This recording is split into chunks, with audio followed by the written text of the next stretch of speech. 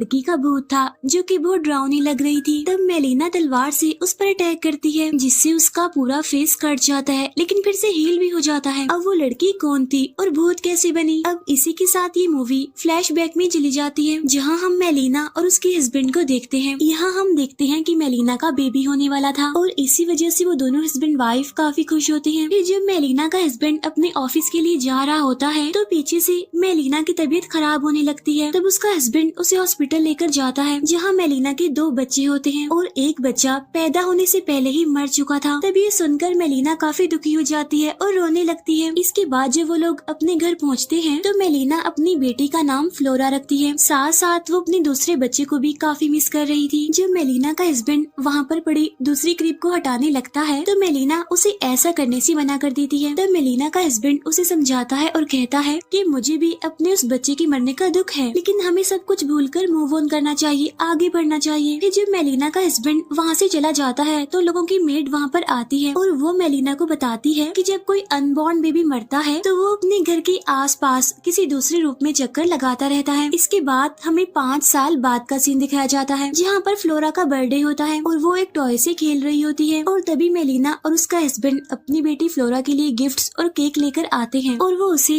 Candle बुझाने के लिए कहते हैं। तो फ्लोरा गुस्से से उस कैंडल की तरफ देखती है जिससे वहाँ पर जोरदार हवा का झोंका आता है और उससे रूम में जितनी भी कैंडल्स होती हैं वो सारी बुझ जाती हैं। इसके बाद फ्लोरा वापिस से चुपचाप होकर बैठ जाती है और खेलने लगती है। यहाँ पर हम ये जान पाते हैं कि पिछले 5 सालों से फ्लोरा ने ना तो कुछ बोला है और ना ही वो कभी हंसी है। इस बात को लेकर उसके पेरेंट्स भी काफी परेशान हैं और मेलिना तो बस यही चाहती है कि वो एक बार अपनी बेटी को स्माइल करते हुए देख सके। फिर मेलिना जब सो रही होती है तो उसे एक ड्रीम आता है जिसमें एक बच्चा उसके ऊपर आकर खेल रहा होता है और तभी देखते ही देखते वहाँ रूम में एक लड़की का गोश्त आ जाता है और लड़की का भूत उस बच्चे को अपनी तरफ खींच लेता है और इससे मेलिना डर जाती है और फौरन जाग जाती है। तब उसकी चीख की आवाज सुनकर उसका हस्बैंड भी जाग जाता है और तभी उन दोनों को फ्लोरा के रूम से आवाजें आने लगती हैं। लेकिन जब वो लोग उसके रूम में पहुंचते हैं तो वो तो आराम से सो रही होती है लेकिन उसके रूम का दरवाजा खुला हुआ था जिसे मेलिना का हस्बैंड बंद करने की कोशिश करता है लेकिन वो डोर एक बार फिर से अपने आप से ही ओपन हो जाता है। तब ये चीज उन दोनों को काफी अजीब लगती है। तब मेलिना अपने हस्बैंड को कहती है कि हम फ्लोरा को अपने रूम में ही सुला लेते हैं। फिर जब वो लोग सो रहे होते हैं तो तब फ्लोरा चुपके से उठकर वहाँ से चली जाती है। जब मेलिना की आँख खुलती है तो फ्लोरा को वहाँ पर ना पाकर परेशान हो जाती है। इसीलिए अब मेलिना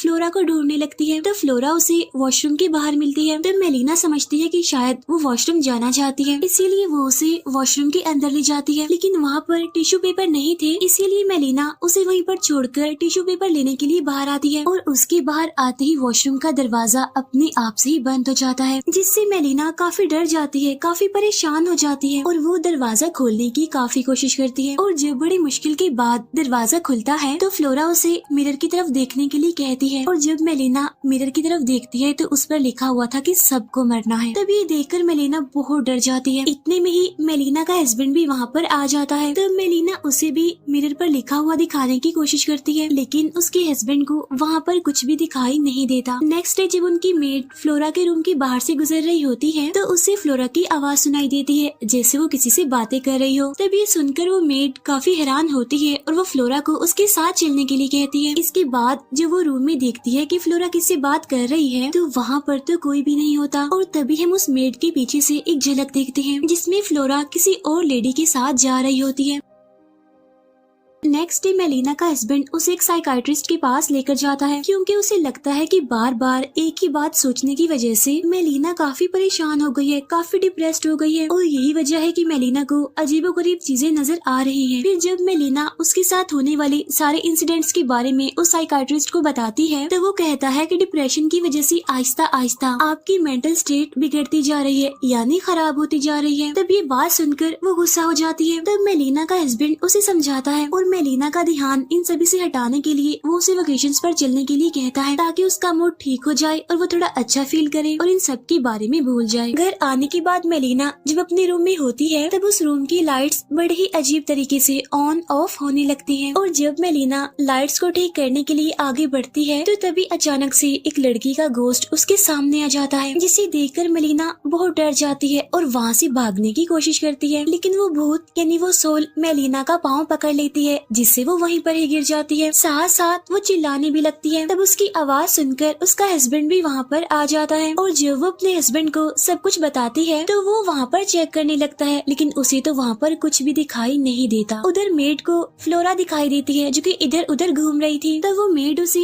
वापिस से बेडरूम में जाकर सोने के लिए कहती है और तभी पूरी घर की लाइट्स ऑफ हो जाती हैं। तब मेलिना का हस्बैंड लाइट ठीक करने के लिए जाता है। तब मेलिना फ्लोरा के रूम में उसे देखने के लिए आती है, जहाँ फ्लोरा उसे बेड पर सोती हुई मिलती है। तभी उसे रूम के बाहर मेड खड़ी हुई दिखाई देती है जो कि काफी अजीब लग रही थी और जब मेलिना डोर ओपन करती है तो वो मेड उस पर अटैक कर देती है और उसका गला दबाने लगती है। इस दौरान वो मेड काफी डरावनी लग रही थी। उधर मेलिना के हस्बैंड को कोई आवाज सुनाई देती है और जब वो ऊपर से देखता है तो उसे वहाँ पर मेड की डेड बॉडी दिखाई देती है, क्योंकि वो ऊपर से नीचे गिरकर मारी गई थी। ये बात मेलिना के हस्बैंड को काफी अजीब भी लगती है और वो काफी हैरान होता है। इसके बाद वो मेलिना को आवाज लगाते हुए उसके पास पहुँचता है। वहाँ पहुँचकर वो देखता है कि मेलिना जमीन पर लेटी हुई है और जोर जोर से चिल्ला रही है। तब उसका हस्बैंड उसे होश में लाता है और मेलिना बताती है कि हमारी मेड ने मुझे मारने की कोशिश की है। तब ये सुनकर उसका हस्बैंड कहता है कि ऐसा नहीं हो सकता क्योंकि वो तो मर चुकी है। ये बात सुनकर मेलिना काफी डर जाती है और काफी हैरान भी होती है। इसके बाद वो तीनों यानी मेलिना, उसका हस्बैंड और फ्लोरा वेकेशंस पर जाते हैं। रास्ते में मेलिना की सिस्टर की कॉल आती है। तब मेलिना के हस्बैंड को पता चलता है कि उसकी एग्जाम्स खत्म हो गई हैं, यानी अब वो फ्री है। इसीलिए वो उसे अपने घर आने के लिए कहता है ताकि वो फ्लोरा का ख्याल रख सके। वो लोग वेकेशंस के दौरान काफी एंजॉय कर रहे होते हैं, लेकिन फ्लोरा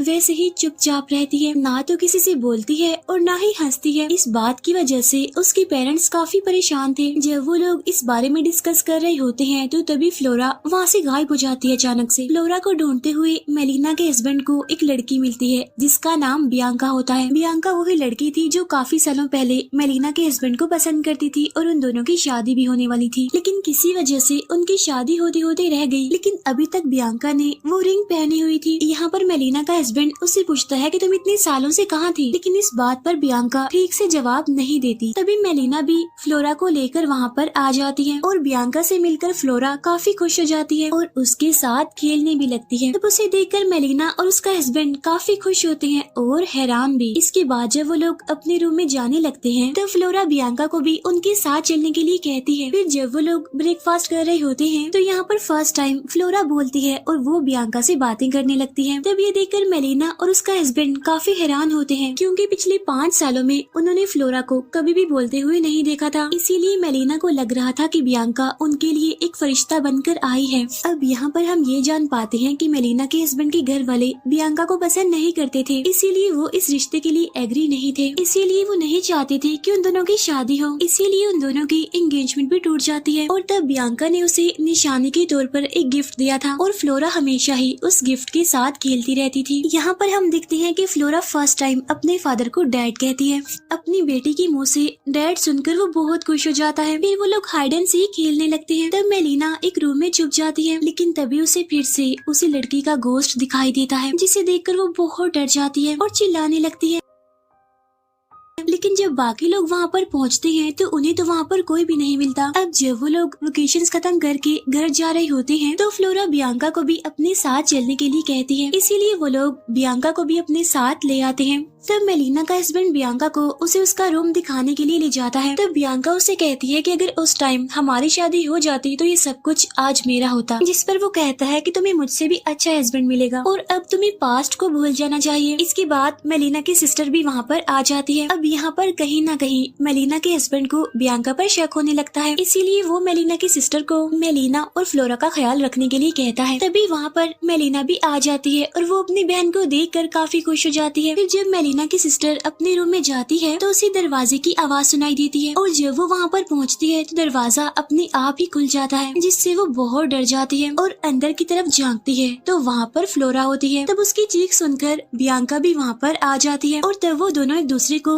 वहाँ पर देखकर काफी हैरान होती है। नेक्स्ट डे मेलिना की बहन जब किचन में होती है तो उसे अजीब सी स्मेल आने लगती है। तब स्मेल का पीछा करते हुए वो बियांका के रूम में पहुँच जाती है, जहाँ पर बियांका बड़े ही अजीब तरीके से बैठी होती है और जब वो वो उसे आवाज लगाती है तो उसकी गर्दन बड़े ही अजीब तरीके से मुड़ती है और अब बियांका पूरी तरह से एक गोस्ट में बदल चुकी थी। तब मेलिना की सिस्टर काफी डर जाती है और वो चिल्लाते हुए मेलिना के पास पहुंच जाती है। तब वो मेलिना को भी इस बारे में बताती है। अब जब वो दोनों चेक करने के लिए बियांका के रूम में आते हैं तो इस बार बियांका उन्हें बिल्कुल ठीक दिखाई देती है, जिससे मेलिना की बहन काफी हैरान हो जाती है। वो मेलिना को उसकी बात का यकीन दिलाने की कोशिश करती है, लेकिन उसे उसकी बातों पर यकीन नहीं आ रहा था। फिर मेलिना के हस्बैंड को एक बुक मिलती है जिसमें एक पेज पर ब्लैक मैजिक के बारे में लिखा हुआ था और ये ब्लैक मैजिक उस इंसान के ऊपर होता है जिसने तुम्हारे साथ कभी बुरा किया होता है और इसे करने के लिए एक ऐसे बच्चे की जरूरत भी होती है जो अनबॉर्न हो, यानी पैदा होने से पहले ही मर गया हो। साथ साथ इस ब्लैक मैजिक को करने वाले को भी अपनी जान देनी पड़ती है, जिससे वो 5 साल बाद दोबारा से एक इंसान की बॉडी में आता है, लेकिन तब उसके अंदर खुद की नहीं बल्कि शैतानी सोल्स होती है और वो आग से ही पैदा होता है और आग से ही मर जाता है। तब ये देखकर मेलिना का हस्बैंड काफी डर जाता है और वो अपने मरे हुए बच्चे की कब्र को चेक करने के लिए जाता है, क्योंकि उसे बियांका पर शक था। जहाँ वो देखता है कि उसके बच्चे की कब्र में तो कुछ भी नहीं है, इसीलिए वो डर जाता है और मेलिना को कॉल करता है, लेकिन मेलिना उसकी कॉल पिक नहीं करती क्योंकि वो तो सो गई थी। उधर मेलिना की सिस्टर अपने रूम में होती है और काफी डरी होती है और तभी उसे फ्लोरा के हंसने की आवाजें सुनाई देती हैं। इसीलिए वो अपने मोबाइल में वीडियो रिकॉर्डिंग लगाकर उसके रूम में जाती है, जहाँ वो देखती है कि फ्लोरा बियांका के साथ खेल रही है, जहाँ बियांका पूरी तरह से एक गोस्ट में बदल चुकी थी। लेकिन तभी उसके पास मेलिना के हस्बैंड की कॉल आ जाती है और इससे बियांका उसे देख लेती है और उस पर अटैक कर देती है। तब उसे देखकर